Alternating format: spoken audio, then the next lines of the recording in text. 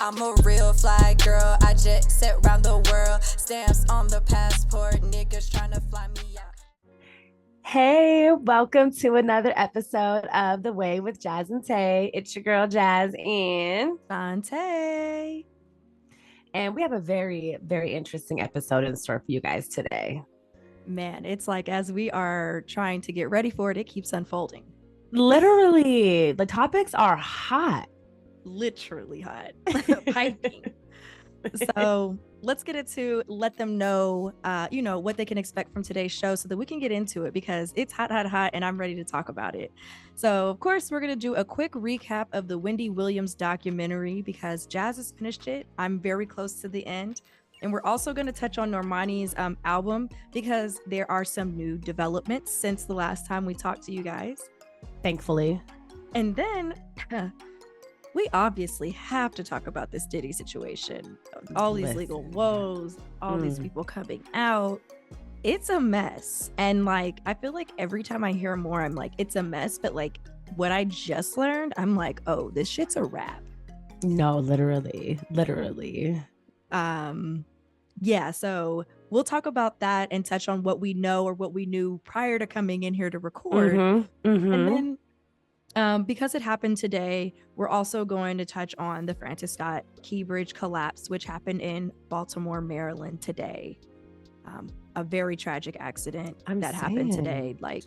Honestly, one of my biggest fears. It was the first thing I saw when I woke up this morning. Same. Just not how I wanted to open my eyes. No. Yeah. So without further ado, let's get into the show, y'all. Whoop, whoop. So I'm going to head it off with the Normani news. Okay. We talked about how little information we had the last time. We just knew that it was called dopamine and it was coming at some point this year. Yes. Which, we did talk about in our last episode. She was going through a lot of hardships with her family as it related to their health. This album has been 6 years in the work. You can go reference our, one of our last episodes if you want to find out more about that. Also, Google is a free resource. But we do now have a date. So a single will be dropping on April 26th featuring Gunna. Interesting. And it's titled 159. So I don't know if that's how long the song is. I don't hope know if that's a time of day. Interesting. Especially, interesting. And I was tripping. I went to the page to because I know that she dropped a little teaser video, whatever, and I couldn't find it, but I'm just a millennial and forgot to click her Reels page.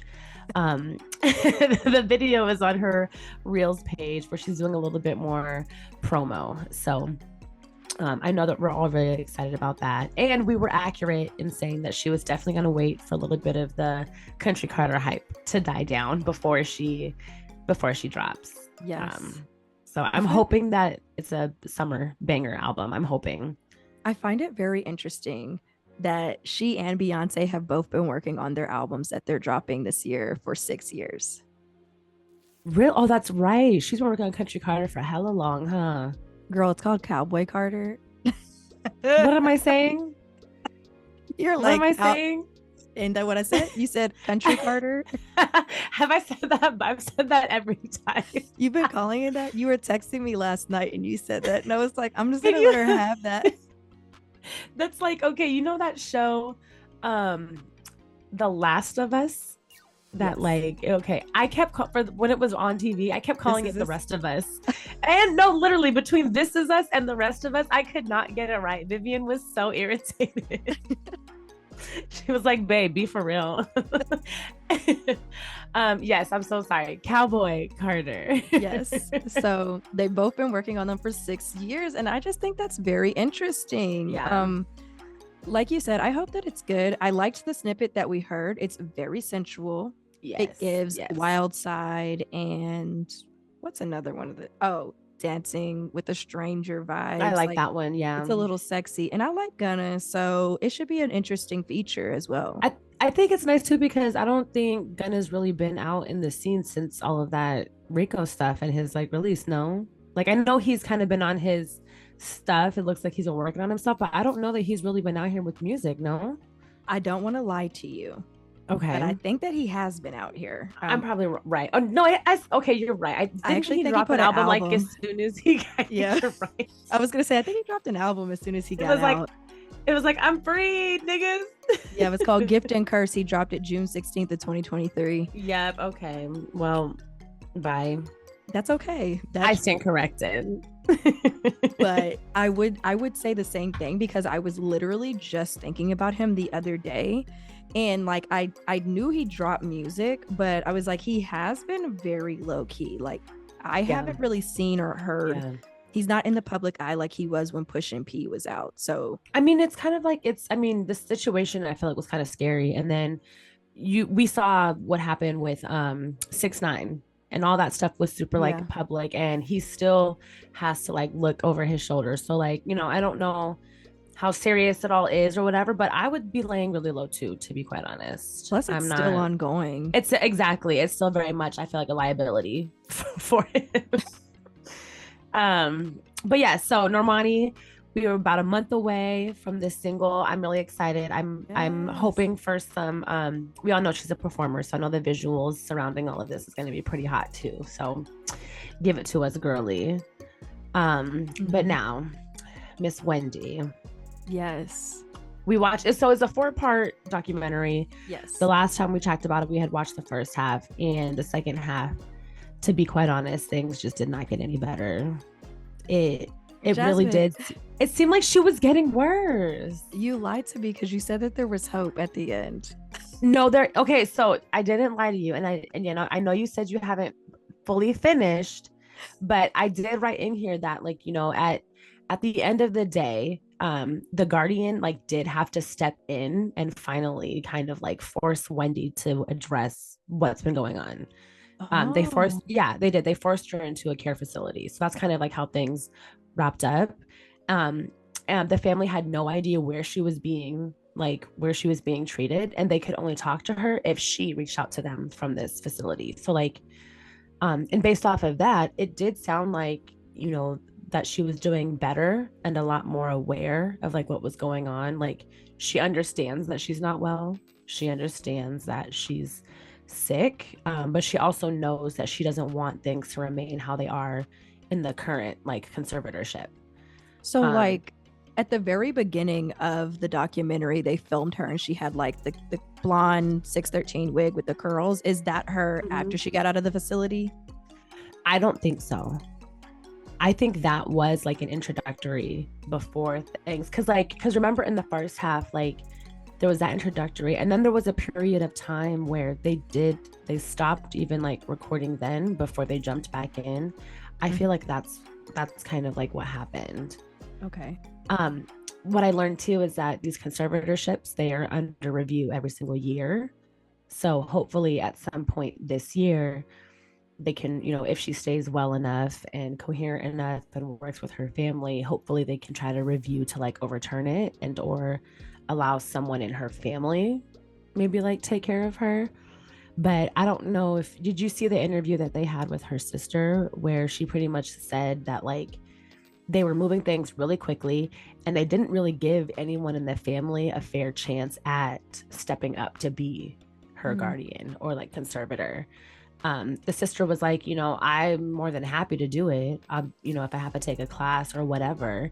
And pretty much the court was like, oh, nope, sorry, too late. We've assigned someone else. And that's just how it's going to be. And that's even kind of like what I was saying last time. Like, I was confused as to why it wasn't her son, because like I said, like, and we've seen with the doc is that like she does well when she's with him and when she's under his care. Exactly. So like, no, exactly. Unless she wants all the money to go to him anyway. So I'm like, I'm confused as to why he wouldn't be the first person. But I did get to the part where like her nephew was saying that like with the conservatorship, like it was almost the Wendy Williams show, like the producers, they were like, we need her to get better. So like they forced this on her a little bit. And then like they are like nowhere to be found or to speak on it. And also like they nixed the show. So like, how are you guys going to enforce something and you're not even involved anymore? And I think it's because, like, I don't know, maybe it took too long for her to be willing to like get better, and they had to, they're at the end of the day, the network is there to make money. So if there's no money coming in, how long can they like, wait. The other thing, like, to kind of like touch back on that is, and what you were saying with how much she cares about her son, like, I truly feel like the best way that she knows how to like show love or care is by like throwing money at you. And you can tell that it's like pretty evident. Like they meet up for dinner. She has like a Gucci t-shirt for him or whatever, like she, and he even says that too, that like, she's very much, everything that I do and everything that I've ever done is for Kevin. When I die, it's all for him. So I think that while she is here and spending time with him, whatever he wants, he can have. She's more than happy to throw money at him and swipe that card. And it sounded like that was also what was drawing alarms and drawing the bank like concerns and stuff, was that she was just kind of being willy-nilly with her money. And I'm like, I can understand that. And it sounded like they were twisting it that like he was manipulating her, that she didn't know any better. That right. Kevin was like, oh yeah, mom, let me, like I want this, mom, let me do that, and so it's hard. It's really shitty because it's like at the end of the day, again, when she dies, it was supposed to go to him anyways. Like I don't understand. I don't understand that position at all. Yeah. I had something to say and I totally lost the thought, but like I definitely want to just like quickly move to Sean Zanotti, her publicist. But who? Okay, I'm like, who even is she to her anymore? I don't like her. It cracks me up because there was that time. So in that same conversation where she told her, you should get lipo. Yes. And then she was like, oh, but your hair is cute. Her hair is not cute. Never, like there's a lot blend, going on. The blend is not there, like, girl. And I'm just like, Wendy was mean, but she was trying to be nice, but it was still mean because it wasn't true. It's funny that you say that because I feel like I've been watching it and I've been trying to figure out if it's a weave or not. It's just like because of the way it blends. Is it like clipped in? Like, you know what I mean? Just the top is just a little bit shorter than the rest of it. But yeah, I agree. Let's talk about Sean because she's the villain. She really is. So like, I feel like from the first two, I didn't like her because I felt like she was very aloof. Like she was just there because, Wendy was trying to start this podcast. And as it goes on, it's like, I still really don't like her. And I feel like she's like being blissfully ignorant. And she's just kind of like, well, Wendy says she's good. And like, I think she's got it under control. And I'm like, but like, can you see with your own eyes? Thank you. That's all I need from you. Like, it's that part where like she's forgetting that you guys are in Los Angeles and you've been in Los Angeles, but like she's like, oh, and it can't be in Miami. And I'm like, well, when did we get to Miami? And then I'm thinking too, like in a lot of these scenes, like over the last year or two, we've seen some of these pictures of Wendy out and about looking kind of crazy, and some of like those videos from paparazzi. Right. Excuse me. And as a publicist, aren't you supposed to help like with some of these rumors and drama and things being talked about, statements and things I feel like should be put out? And I just feel like I didn't know, I guess, Wendy even had a publicist until I watched this documentary, because I don't hear anything about any kind of like damage control or nothing, like I find it, I love that you brought that up, because in the most recent episode that I was watching, they were talking about like, okay, well, what about the whole, she fell asleep in like a mattress store. Literally like mattress firm. What? Drunk. Yeah. And she was like, well, because I'm her publicist, like I'm not going to touch that, because if I touch it, then it becomes a story. And I'm like, bitch, it became a story on its own. Regardless. Like, right. It's Wendy Williams. Like nobody has any context. You not saying anything did not help that situation. It doesn't help. It doesn't. Yeah. It also does not solve the question. And they were like questioning her about like her state of mind and like her alcoholism. And she's like, oh, she knows when to cut herself off, but she's falling asleep in mattress firms. Right. No, she doesn't. And she never has, which is why she's known as an alcoholic, because it's a problem she's always had. And they also asked her about like, oh, like, have you talked to any of her doctors or her, people who are in check with her health? And she was like, oh, no, why would I need to know about that? I'm just her publicist. So then why are you here? And why are you thinking that it's okay for her to be having meetings with NBC Universal? Like, you're literally like playing with her mind, making her think that like this stuff is is possible. Right. But it's literally But not. it's not literally like Wendy. Oh my gosh. And the fact that Wendy was like, I feel bad because her feet, like the whole lymphedema stuff, is just. Why does she keep bringing that up? Like that And was then, a hot topic. Thank you. No, thank you. She's like, I'm gonna walk in there. I'm gonna show them my feet. I'm gonna have a show. I'm gonna be back on TV. They're gonna say month. yes. Like yes. And it's like, Wendy, sweetie. And I remember the producer was like, why do you keep bringing that up? And then she's like, well, because it's funny. It's funny in a way. And I'm like, is it? It's really uncomfortable and kind of gross. It's actually really gross. Even like when Black China came in and she was like, let me show you my feet. Oh, and that conversation with Black China. I know. I felt China was hurting for her. You could tell she was kind of like, oh no, she's. Because she had no like there was no linear train of thought at all. Yeah.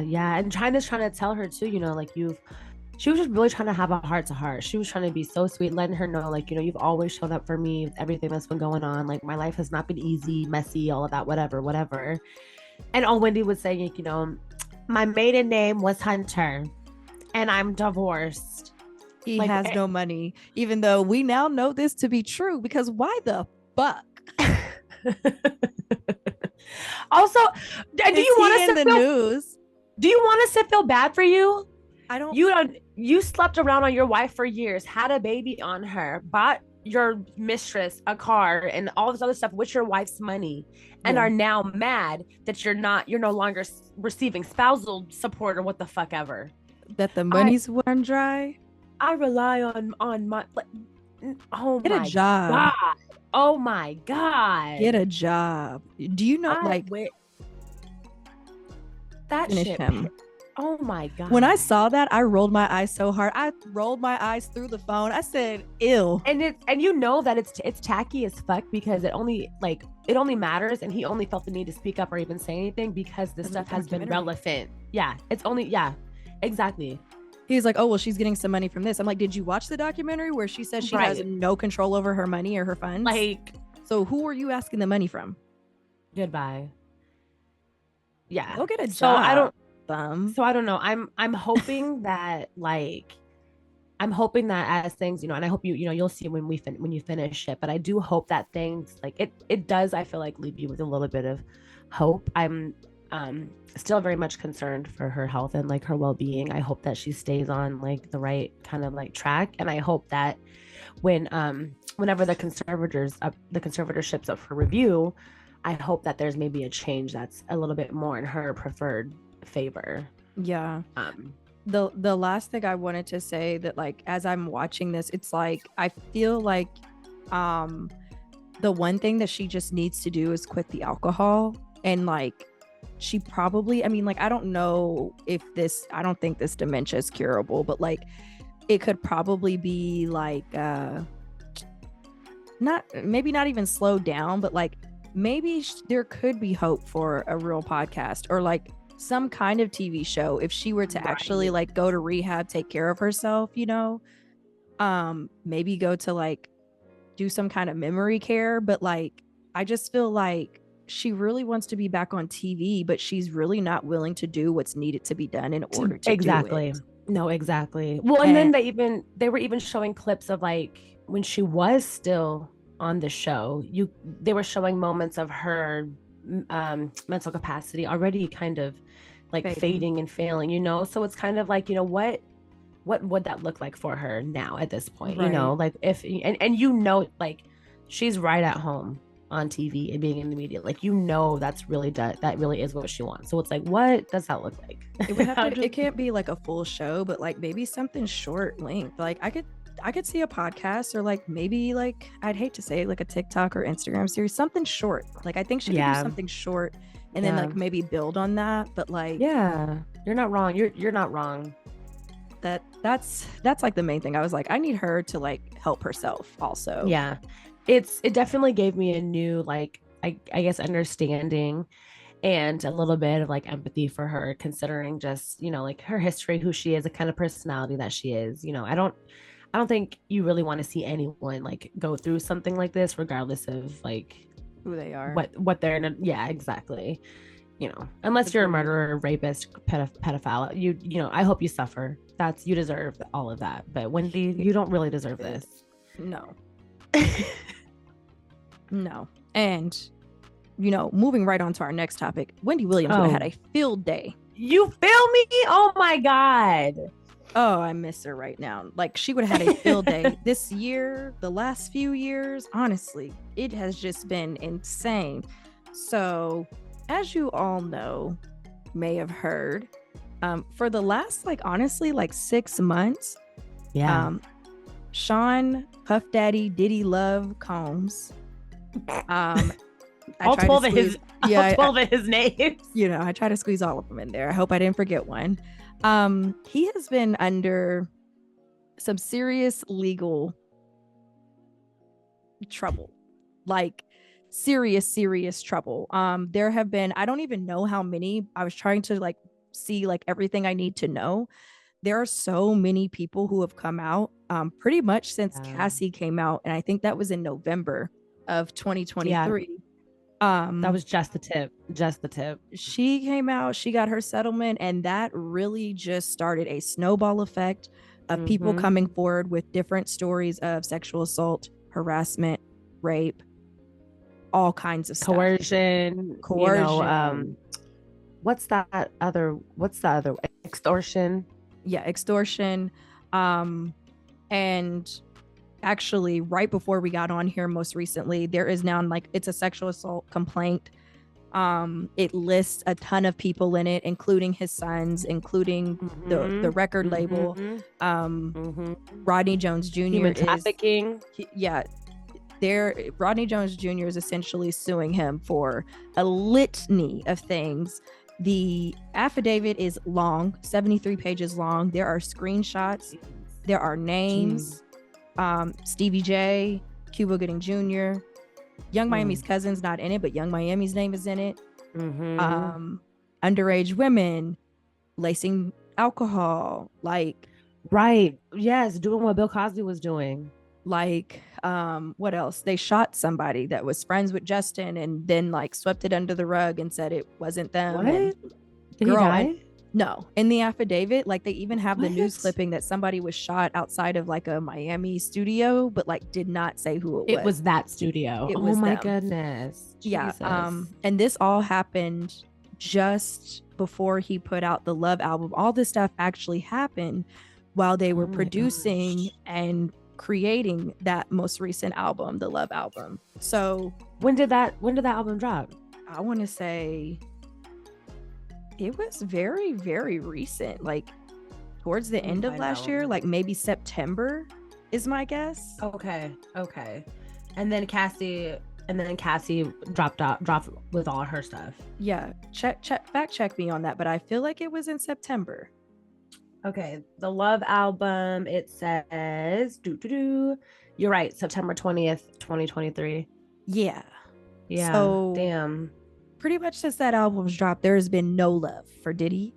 And honestly, rightfully so, because what in the actual fuck is going on? I have so many questions. So much is happening. It's just one of those things where it's like, you know, with the Harvey Weinstein thing and Epstein and Bill Cosby, it's just kind of like, you know, these people are well-known, powerful people, and they're just like, you know, claims come out, people are trying to, you know, get money, whatever, but it's just like, I believe everything now. Like every time I hear something, I'm like, you know what, I don't put it past anyone at this point. I fully believe it. And hearing some of the other stuff that's kind of like happened over the years, and just like I did find out recently kind of just how connected by recently I mean over the last like probably 5 years, like just all of his connections to Biggie and Pac and all of that. Like I believe in every fucking thing, and I know that this man has had a lot of money and power for a long time,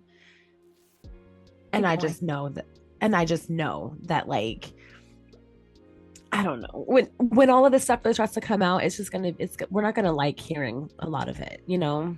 Girl, that I don't know if it's sadder that at this point, since like the Bill Cosby, the Harvey Weinsteins, the R. Kellys, that like I'm no longer surprised when something comes out in Hollywood about like something like this. I think it's actually despicable that that's the case. But I'm sorry, just a really quick update. Like things are just, oh my God. Things are like happening in my phone as this goes on. Screaming. Okay, well let's I'm gonna stop us. Period. So my mom, prior to us starting to record, I'm just gonna give you guys a little bit of tea. She sent us the affidavit, the formal complaint filed against Diddy, his son, a bunch of people that he works with, his record label. The plaintiff is Rodney Jones Jr. This is public information. You can find it easily, but hey, like maybe we'll link it afterwards if we feel like in a giving mood. But in it, this is the news that really had me stuck. In it, there are footnotes that name Meek Mill, Chris Brown, and Usher. Yes, unfortunately. Being privy and or a part of all of this mess. And honestly, I've said it before, I'll say it again, and I'll say it always. I don't want to hear no Usher slander, period, point blank, period. I'm crying. Did I say period twice? Yeah, and say it as many times as you need to. Just exclamation point. Usher. Right, we're not talking about Usher. Like, no words, no weapons formed against him shall prosper. Okay, so that's that. I'm really upset right now. Like my mom didn't ruin my whole day. And we haven't had enough time to read through all of it. There's a lot of information there, but what we know so far and what can be confirmed is that Stevie J, Meek Mill, Puff Daddy, and Usher have had anal intercourse with men. Yes. Probably most likely each other. So bisexual, that's cool. I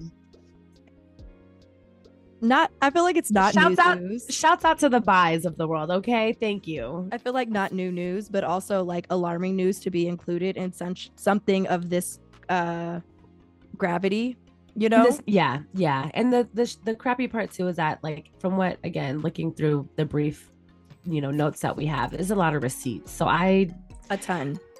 I feel like it's truth. Like there's pictures. There are actually videos, and what we're seeing in the affidavit are screenshots of the videos. So and there's baby, he came with his receipts. It said in the affidavit that he has hundreds of videos of Diddy's staff and Diddy himself on video. So I'm like, you have just basically incriminated yourself.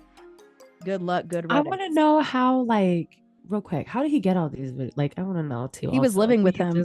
I actually read a pretty decent deal of it, but he was living with him while he was helping him to produce this album. So like basically there was a camp with a bunch of like producers and musicians and artists at his house. That's usually how they do it. Yeah. And so that's everything that was going on. The only thing that I kind of find slightly weird about it is that like he could have probably have left at any point in time when he was uncomfortable with all of this. Right. Well, yes. Yeah. But you know how that stuff goes. Like, and that's what I'll say. Like, even with the people who are coming years and years later. Yeah. Cause it sounded like, even from what I briefly saw, he was like, he promised me that I would get producer of the year at the Grammys. Like, so who knows what kind of things are like being said, like held over your head to make it feel like, you are free to leave, but like you probably shouldn't leave. Like, no, it's crazy how manipulation and that kind of shit works. Like, I don't know, it's still weird to me because it's like you're compromising your values and like who you are as a person just so that you can be like producer of the year, when like you could probably go make the same shit happen with somebody who's not going to put you through all this like trauma. But can you though? But like somebody like Diddy, like, who else is gonna do that for you? And so like the only reason why I'm like, I could understand fearing for your life. There is a recounting in here of somebody getting shot.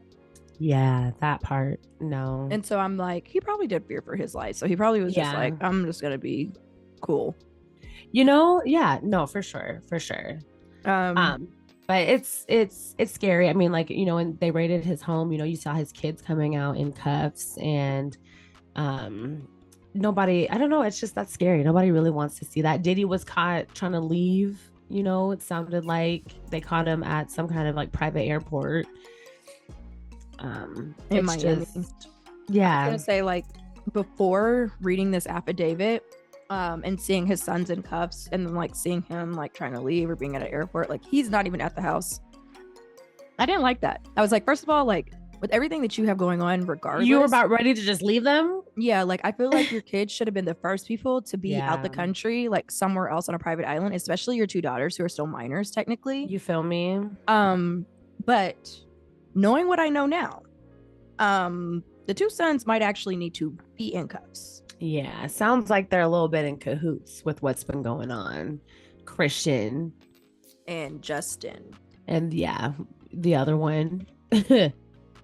Both of y'all. The fuck is wrong with you? What is going on for real? This is giving Empire for real. Literally. No, it really is. Ugh, I don't know. I feel so...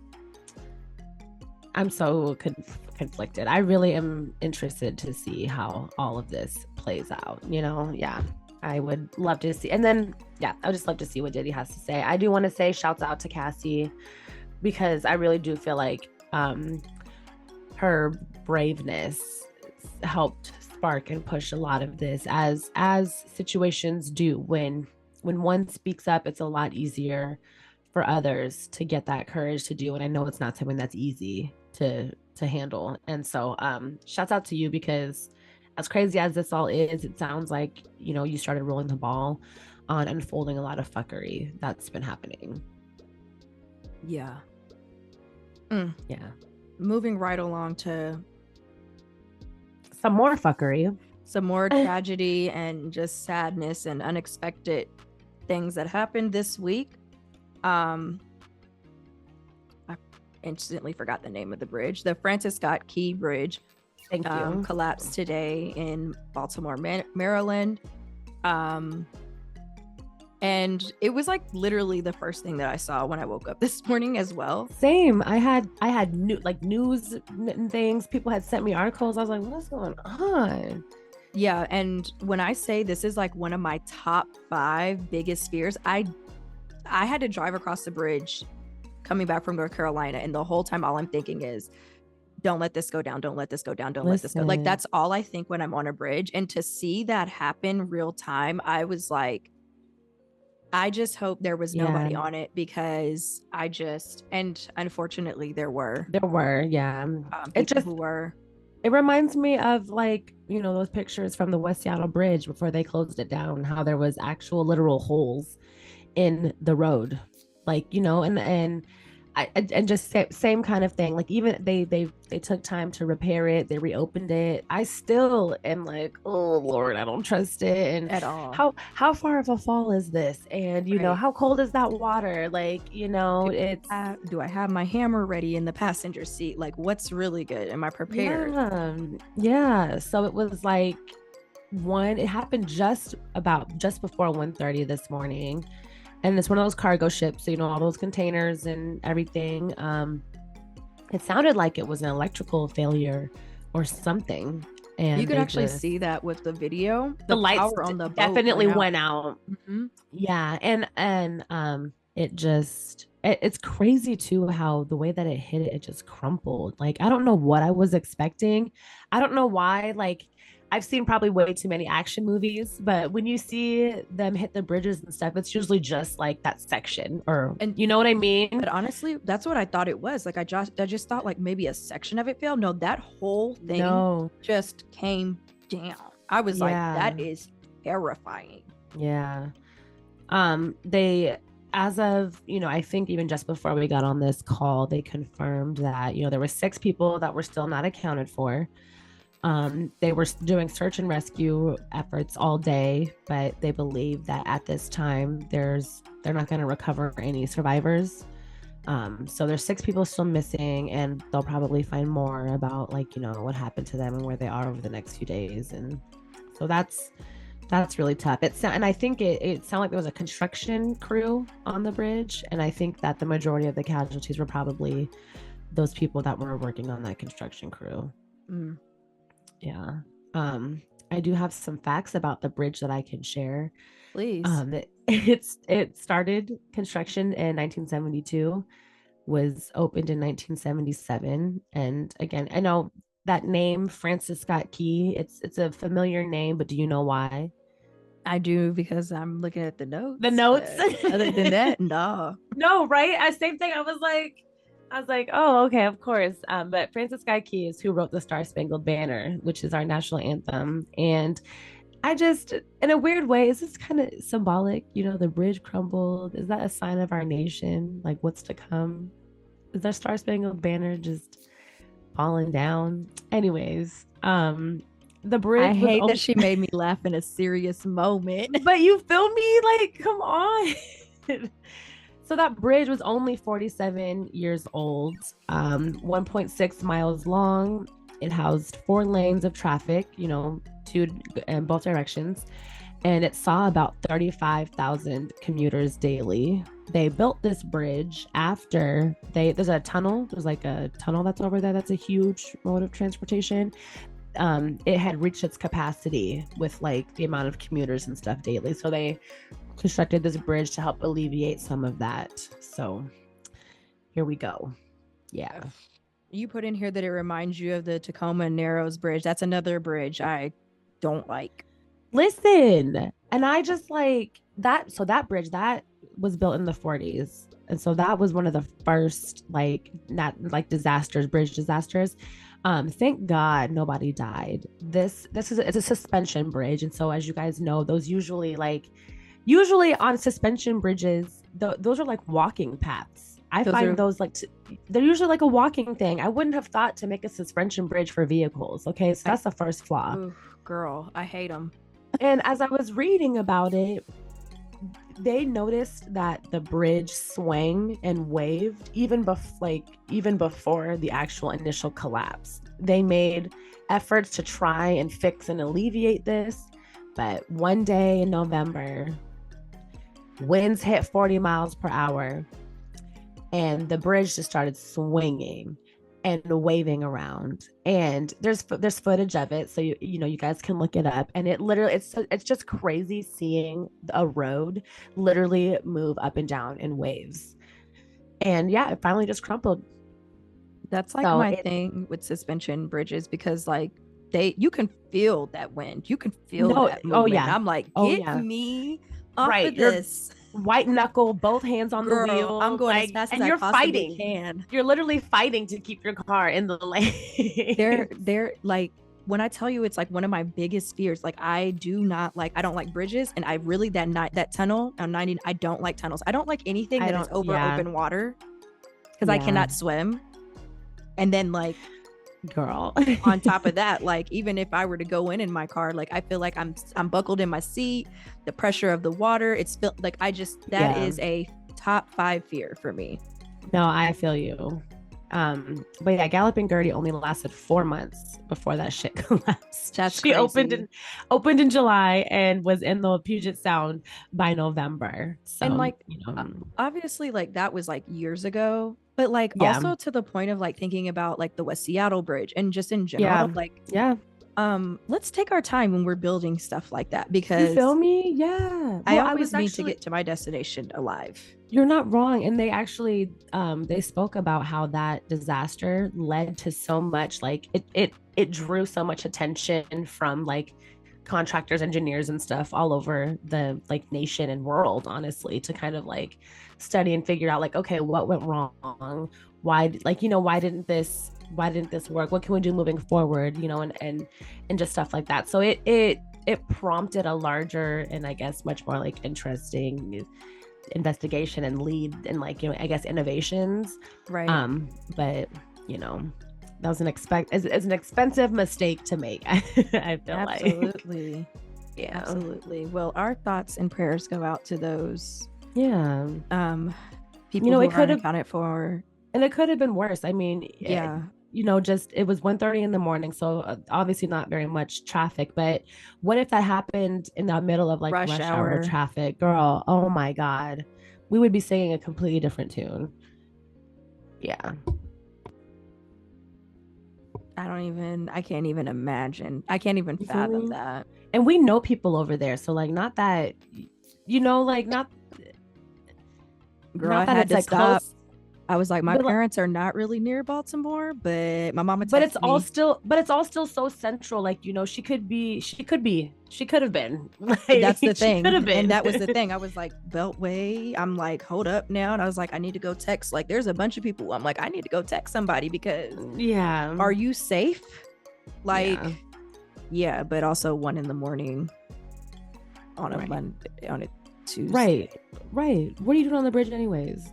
Go to sleep. Girl, and that's like really watching the video. I was just like, well, right, there's like not anybody out there right now. And it was just like you could see like maybe like a semi go by. I'm like, okay, there's nobody on the few. bridge now. Right. No, There's yeah, nobody on the bridge. And it was like, exactly. I was just like, I just hope there's nobody on the bridge when the collapse actually happens. Yeah. Tragic accident. And again, hearts and prayers go out to those families and those people who are missing or unaccounted for at this time. Yeah. But that is our show for the day. It has been a ride.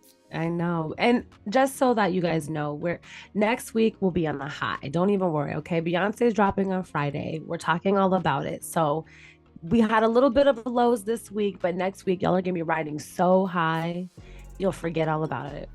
Well, hopefully not too much, but yeah. Yes, I'm very excited for that drop. Like, there's so much new music coming. It is, yeah. A big year for music for sure. Oh yeah. So you can always reach out and let us know what you thought about the show or in the episode, and you can also let us know what topics you think we should be covering next time. I mean, clearly after Beyonce, because priorities. This is a Okay? Beyonce Stan podcast, actually. Actually, right. But until then, we will catch you all next time. Peace. Bye. I'm a real fly girl, I jet set round the world. Stamps on the passport, niggas tryna fly me out. About my business.